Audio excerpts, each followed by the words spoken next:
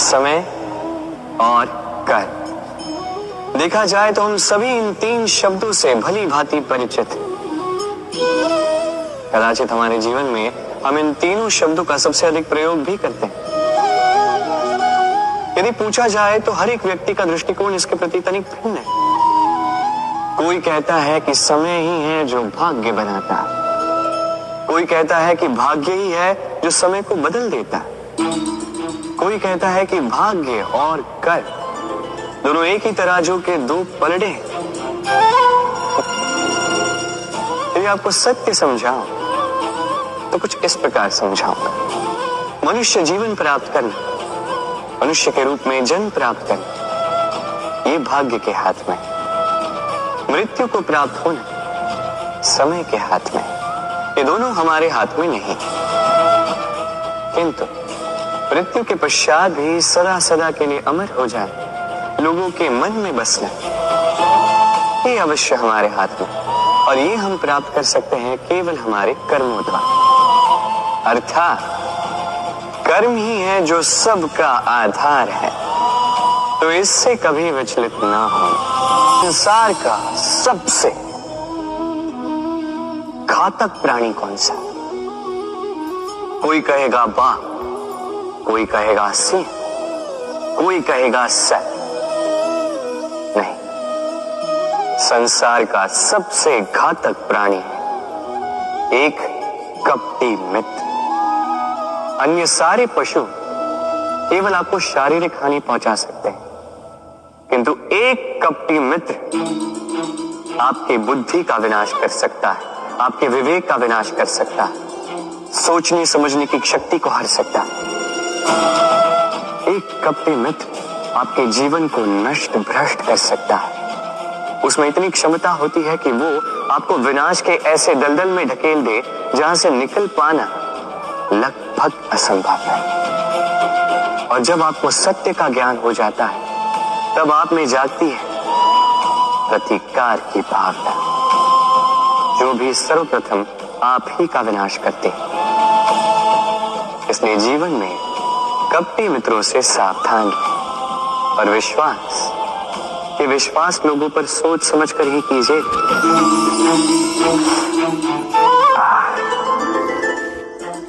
हाथ जल गया। अब आप कहेंगे कृष्ण यही तो होगा, जलते हुए कोयले को उठाने जाओगे तो हाथ तो जलेंगे ही। चलो इस संदर्भ में आप ये कहते हैं, क्या क्रोध के विषय में भी आप यही सब सोचते हैं? सोचना आवश्यक है, क्योंकि क्रोध भी इसी प्रकार है। हम सोचते हैं कि हम इस जलते हुए कोयले को उठाकर किसी की ओर फेंकेंगे, उसकी हानि होगी, किंतु सर्वप्रथम हमारे ही हाथ जल जाते हैं। ये क्रोध सर्वप्रथम आपका नाश करता है, आपके आनंद को छीन लेता है, आपके स्वास्थ्य को बिगाड़ देता है, आपके अस्तित्व को जला देता है। तो इस क्रोध से सावधान रहिए। संसार में कुछ लोगों की ये तीव्र इच्छा होती है, वो बस स्वयं का नाश करना चाहते हैं। कुछ लोग मदिरा पान में चोर हो जाते हैं, कुछ व्यसन करने लगते हैं, कुछ सबसे शत्रुता पाल लेते हैं। यदि आप अपना नाश ही चाहते हैं तो ये सब करने की आवश्यकता नहीं, बस थोड़ा अहंकार पाल लीजिए। जी, आपने सही सुना, ये अहंकार आपको नष्ट कर देगा। ये कांटे की जितना भी नहीं चुभता, किंतु धार से आपको काट देगा। धीरे धीरे आपके सारे प्रियजन, आपके संबंधी, आपके मित्र, जिनसे आप प्रेम करते हैं, सभी को आपसे दूर कर आपको अकेला कर देगा ये अहंकार। यदि आप इस जीवन को जीना चाहते हैं तो विनम्र होना सीखें। यदि आप जीवन में स्वयं का नाश चाहते हैं तो अहंकार पालना सीखें। चयन आपका है, ये जीवन आपका है। दृष्टि और दृष्टिकोण, सारा खेल इसी का है। विचित्र है पर यही सत्य है। अब आपको उदाहरण द्वारा समझाता हूं। कई बार आपने किसी व्यक्ति को देखा होगा ये कहते हुए कि मुझे स्वयं पर गर्व है, अपने आप पर गर्व है, मैं अपनी माता पिता की बहुत अच्छे से सेवा करता, उन्हें सदैव सुखी रखता। उन्हें मैंने एक घर दे दिया है, सारी सुख सुविधाएं दी हैं, उन्हें जीवन में हर वो वस्तु दी है और दूंगा जिसकी उन्हें आवश्यकता है। अब मुझे बताइए, आप हैं कौन? आप वो बीज है जिसे आपके माता पिता ने बोया है। आपके माता पिता ने ही आपको इस संसार में जन्म दिया है। ये सब कहने का औचित्य क्या है? ये हो गया उस व्यक्ति का दृष्टिकोण। अब देखते हैं ये प्रकृति हमें क्या सिखाती है। कभी किसी वृक्ष को देखिए, जब उस पर कोई फल आता है, वो माली को ये नहीं कहता कि देखो मैं तुम्हें फल खाने दे रहा। वो वृक्ष ये नहीं कहता कि देखो मैं तुम्हें फल खाने दे रहा। वो जानता है ये माली का ही परिश्रम, ये उसी के कर्म का फल है और उसे ही मिलना चाहिए। वो कहता है तुम्हारा तुमको अर्पण, क्या लागे में। वो जानता है माली का महत्व क्या है, ये उसका दृष्टिकोण था।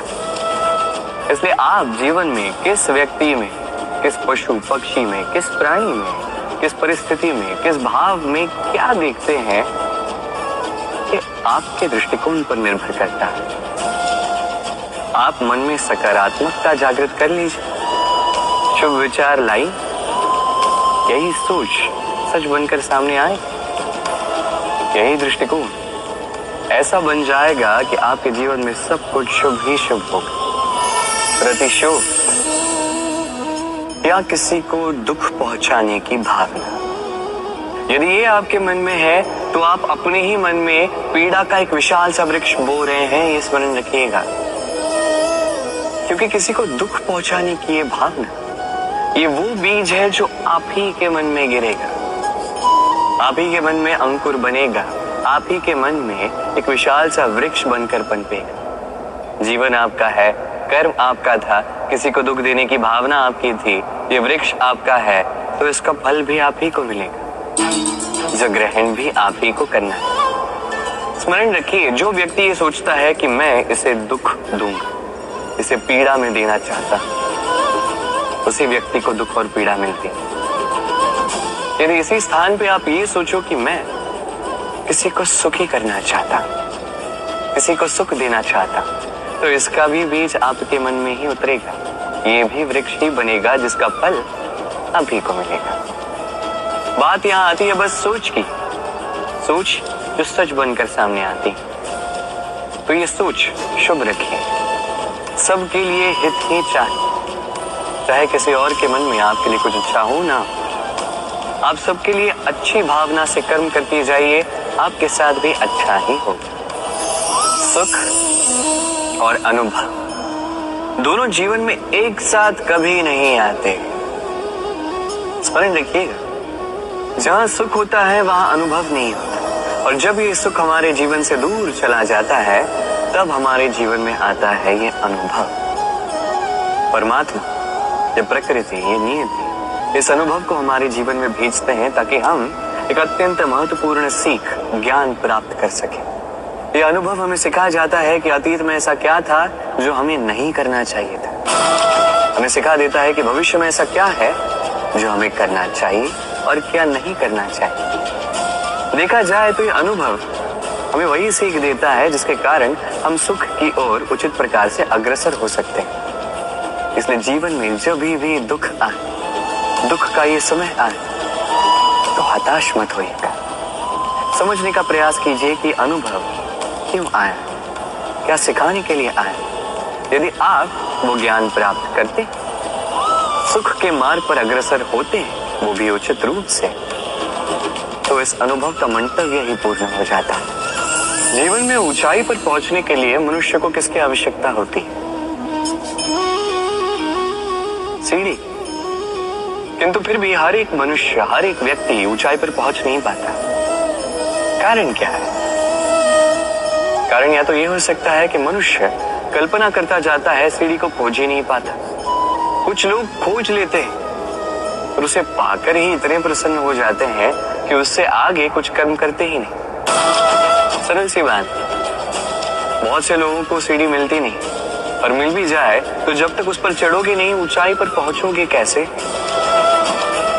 देखिए, जब तक आप परिश्रम नहीं करोगे, जब तक आप ऊपर चढ़ते नहीं जाओगे, जब तक थक नहीं जाओगे, आपके पैरों में घुटनों में पीड़ा नहीं होगी, तब तक इस ऊंचाई पर पहुंचने का सौभाग्य भी प्राप्त नहीं होगा। तो कल्पना के साथ कर्म कीजिए, परिकल्पना के साथ परिश्रम भी कीजिए। बालपन, अब बालपन के विषय में क्या ही कहें, अत्यंत विशेष होता है ये बात। तो उसकी अनेक सारी बातें हमें आज भी स्मरण है और आजीवन स्मरण रहेंगी। कुछ ऐसी बातें जैसे हमने कभी ठिठोली ऐसी कर दी जिसे माता पिता इतने रुष्ट हो गए कि उस दिन हमें भोजन ही नहीं मिला। होता है ऐसा, मेरे साथ भी हुआ है। परंतु कभी सोच के देखिए, जब हम भूखे रहे हैं तब क्या हमारे माता पिता के गले से निवाला नीचे उतरा है? कदापि नहीं।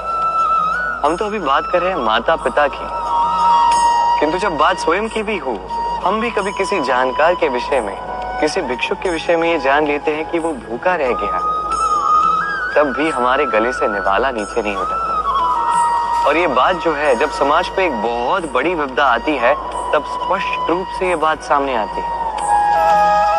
जैसे कोई महायुद्ध हो या महामारी हो, तब मन अशांत हो जाता है। और तब यदि आपको शांति प्राप्त करनी है तो एक ही मंत्र है, सेवा करें। जितनी हो सके उतनी सेवा कीजिए। समाज में कितने सारे लोग हैं जो भूखे पेट ऐसे ही सो जाते हैं, किंतु यदि हम में से हर एक व्यक्ति प्रयास करे, उचित रूप से प्रयास करे, तो कोई भूखा नहीं सोएगा।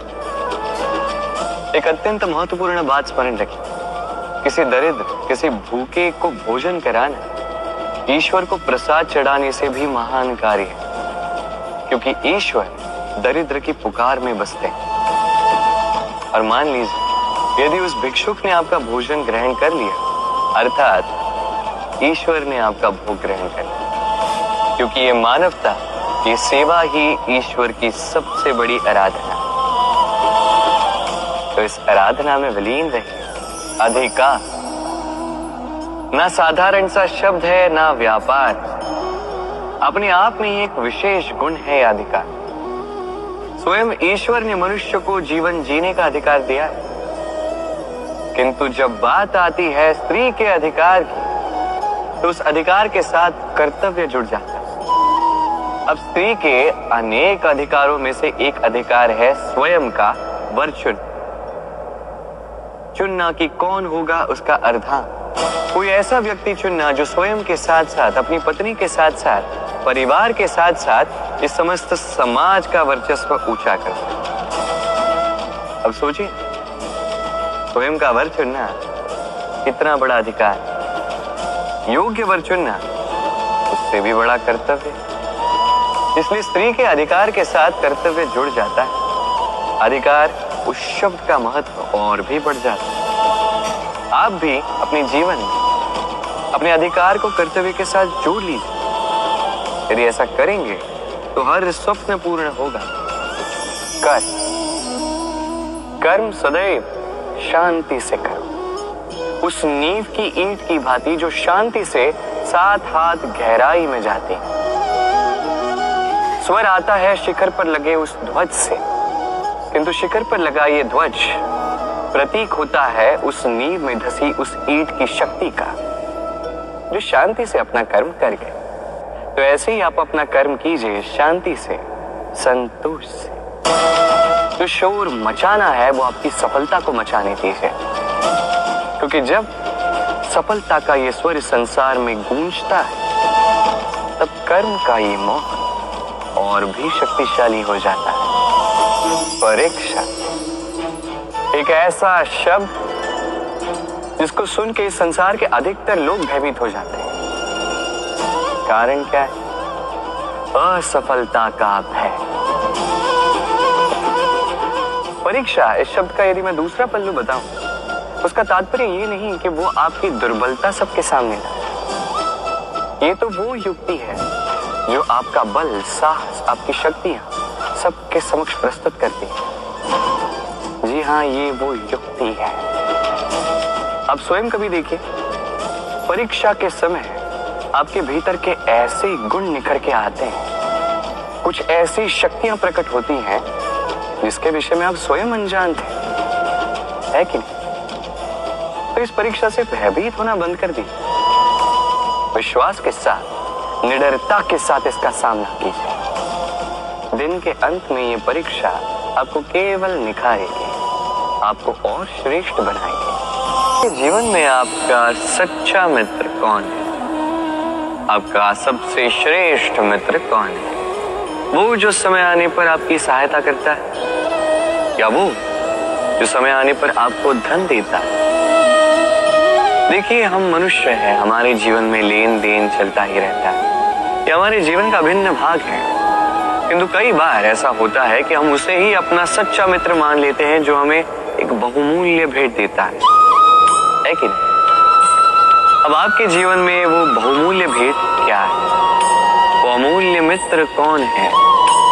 ये निर्णय आप ही का है। किंतु यदि आप मुझसे पूछें तो मेरे अनुसार स्वर्ण, हीरे, मोती, धन ये बहुमूल्य नहीं। बहुमूल्य है साथ जब आप अकेले हो, समय जब आपको उसकी आवश्यकता, समर्पण जब आपको विश्वास की आवश्यकता, जो व्यक्ति आपके प्रति ये 3 गुण रखता है, जो आपके कठिन समय में आपका साथ अवश्य देता है, जब आपको आवश्यकता हो आपको समय अवश्य देता है, आपके लिए वो पूर्णतः समर्पित है, तो वही आपका प्रबल मित्र है, वही आपका सच्चा मित्र है। क्योंकि सत्य कहूं तो मित्रता का अर्थ ही है अपने आप को पूर्ण रूप से अर्पित कर देना। तो आपके इस मित्र के लिए अपने प्राण न्योछावर कर दीजिए। मनुष्य जीवन में 3 काम अवश्य करता है, कुछ देता है, कुछ लेता है, तो कुछ त्याग देता है। ये भी सोचता है कि ये करे तो कैसे करे। देने के लिए इतना धन नहीं है, लेने के लिए संसार में इतना स्नेह नहीं है, और त्यागने के लिए जीवन में इतना सुख ही नहीं है, ये कैसे करे। होता कुछ ऐसा है कि हम भौतिक संसाधनों में इतने व्यस्त हो जाते हैं कि हम समझ ही नहीं पाते कि क्या देना है, क्या लेना है और क्या त्यागना है। तो आज मैं आपको बता देता हूं। स्मरण रखिए ये 3 महत्वपूर्ण गुण, ये 3 महत्वपूर्ण भाव। देने के लिए दान, लेने के लिए क्या, और त्यागने के लिए अभिमान। जब आप दान देना सीख जाएंगे, ज्ञान अर्जित करने की शक्ति अपने आप में आ जाएगी, और जब ये ज्ञान आप में प्रवेश कर जाएगा, अभिमान अपने आप ही आपसे दूर चला जाएगा। जो व्यक्ति इन तीनों में संतुलन बनाए रखता है, उसका वर्तमान, भूतकाल, भविष्यकाल, लोक परलोक सब कुछ सुधर जाता है। जिस दिन आप दान देना सीख जाओगे, ज्ञान लेना सीख जाओगे, अभिमान त्यागना सीख जाओगे, आपको सर्वशक्तिशाली, सर्वशक्तिमान ईश्वर की भी आवश्यकता नहीं होगी, क्योंकि तब ईश्वर आप ही में वास